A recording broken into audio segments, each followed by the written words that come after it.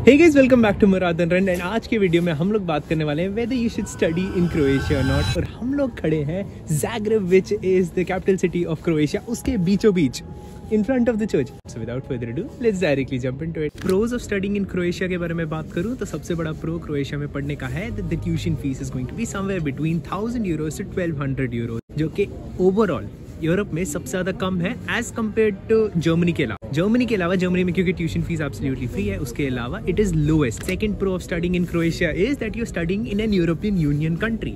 इसका मतलब है आप क्रोएशिया में पढ़ के कहीं पे भी जा सकते हो, कहीं पे भी काम कर सकते हो, no one's gonna stop you. But another pro here is, which is the third pro, that the cost of living in Croatia is amongst the lowest in European Union countries, which would be somewhere around 500 to 600 euros, जिसका मतलब है 40,000 से 50,000 रुपए per month में आप Croatia में रह सकते हो। तो these are three major pros of living in Croatia and reasons of studying in Croatia. All of a sudden मुझे realize हुआ हम लोग इतने सीनिक पॉइंट पे बहुत सारे लोगों का व्यू ब्लॉक कर रहे हैं, तो मुझे लगता है हम लोग कहीं और जाके रिकॉर्ड करते हैं। बट ये इतना सुंदर व्यू था ना, आई जस्ट रियलाइज्ड कि हम लोग को इस पॉइंट से भी सेम व्यू देखने को मिलेगा without significantly disturbing anyone else. तो यहाँ आके हम लोग कॉन्स के बारे में बात करते हैं। देखो, प्रोज आपके क्रोएशिया में मोरलेस ये रहने वाला है कि आपको यूरोप आने का मिलेगा और आपका खर्चा कम होने वाला है। बट अब एक बात ये समझो कि आप पढ़ने आ रहे हो या घूमने आ रहे हो। अगर आप पढ़ने आ रहे हो एंड उसके बाद जॉब चाहते हो तो क्रोएशिया आना उतना ज़्यादा सेंस नहीं बनता है। मुझे पता है बहुत सारे लोग ऑन द इंटरनेट विद से क्रोएशिया बहुत सेंस बनता है,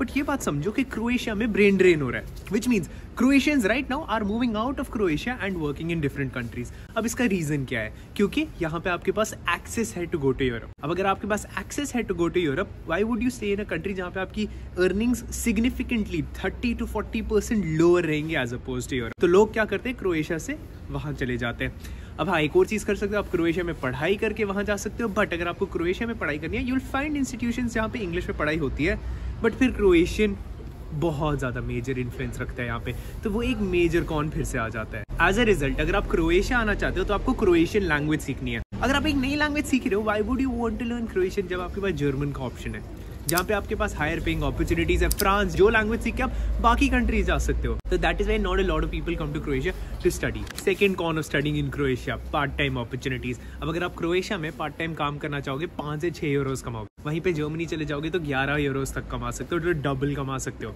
सेकंड प्रॉब्लम यहाँ पे क्या है पार्ट टाइम अपॉर्चुनिटीज में? For international students finding part time opportunities is really hard, क्योंकि Croatia is bordered by Serbia, Herzegovina, Bosnia. तो वहाँ के लोग यूजुअली क्रोएशिया आ जाते हैं एंड यहाँ पे जॉब अपॉर्चुनिटीज ले लेते हैं। जर्मनी किसको बॉर्डर करता है? ऑस्ट्रिया, फ्रांस, बेल्जियम, लग्जमबर्ग, तो बहुत अमीर कंट्रीज को बॉर्डर करते हैं, तो वहाँ से अमीर लोग आते हैं। तो वहाँ पे जो लो पेइंग अपॉर्चुनिटीज होती है वो कोई लेने वाला नहीं होता, तो इंटरनेशनल स्टूडेंट्स ले लेते हैं। अब अगर मैं ऊबर का ही एग्जांपल लूँ, अगर मुझे यहाँ पे अभी ऊबर लेनी होगी तो 8 से 9 यूरो में मुझे ऊबर मिल जाएगी।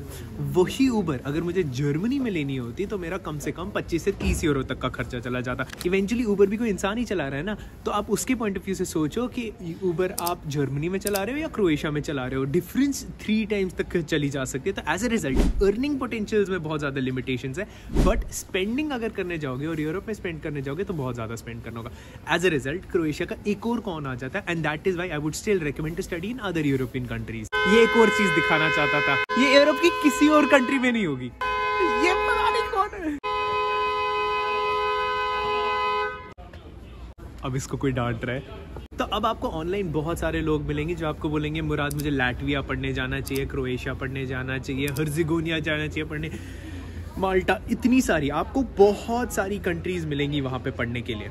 मोरलेस इन सारी कंट्रीज में प्रॉब्लम और प्रोज क्रोएशिया वाले ही रहने वाले हैं। प्रोज क्या रहने वाले हैं? ये सस्ती रहने वाली हैं कंट्रीज। कॉन्स क्या रहने वाले हैं? क्योंकि ये सस्ती कंट्रीज हैं, यहाँ पे खर्चे कम है, एट द सेम टाइम यहाँ पे पैसा भी आपके पास कम है, एट द सेम टाइम यहाँ पे रेवेन्यू मेकिंग अपॉर्चुनिटीज भी कम है। अब अगर मैं अपने ब्रदर को रेकमेंड कर रहा होता, मेरी सबसे पहली recommendation to my brother would be कि तुम नई लैंग्वेज सीखने के लिए रेडी हो या नहीं हो।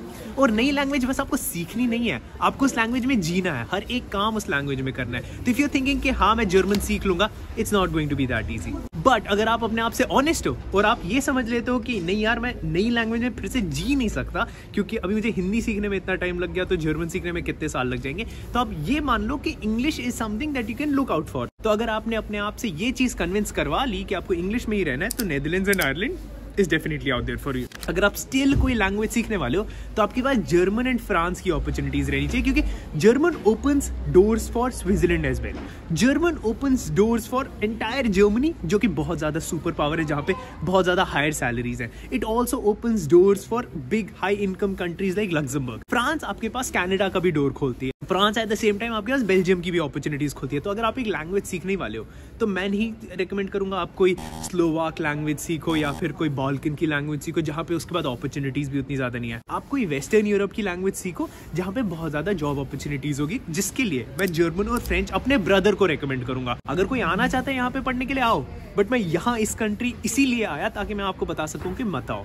मैं आपको लोकल स्टूडेंट से भी बात करा सकता हूँ। इंडियन स्टूडेंट्स मुझे मिले नहीं क्योंकि इंडियन स्टूडेंट्स यहाँ आना नहीं चाहते, बट स्टिल ऑनलाइन आपको लोग मिल जाएंगे जो बोलेंगे कि आप लैटविया चले जाइए।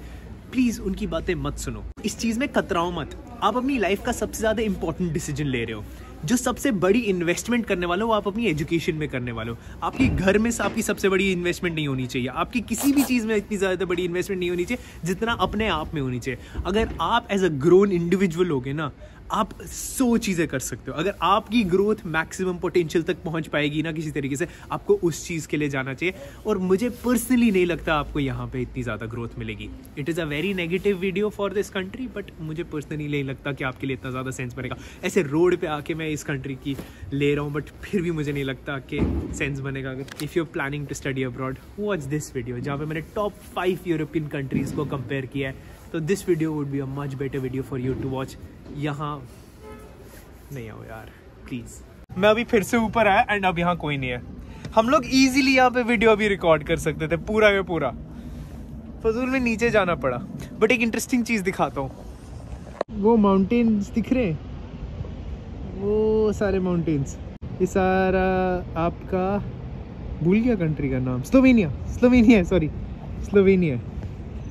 जहाँ तक सिटी जा रही है that's Zagreb, part of Croatia, and उसके बाद स्लोवेनिया। ये पहाड़ सारे स्लोवेनिया है।